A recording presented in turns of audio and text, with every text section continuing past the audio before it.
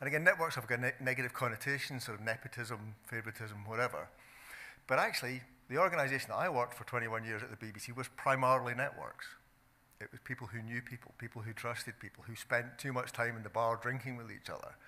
But that built cohesion. That's how culture gets built.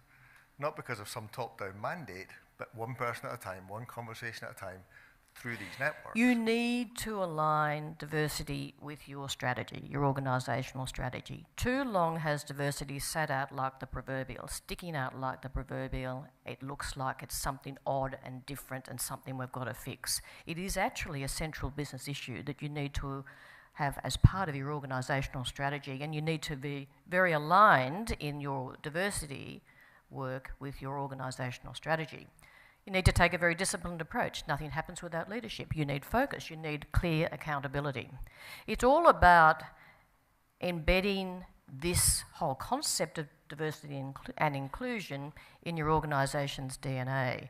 It really is and should be part of your operating model. It should be, this is how we do business around here. Who here is an introvert in the room? Just put up your hand. Yeah, cool. So hardcore introverts don't put up their hand, do they? They just briefly glance up at you and then resume judging you. And that's fine.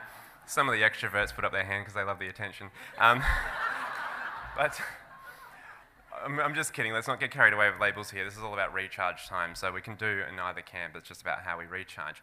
But I think that we need a fair bit more thoughtfulness, particularly as we move into infinitely complex, uncertain futures.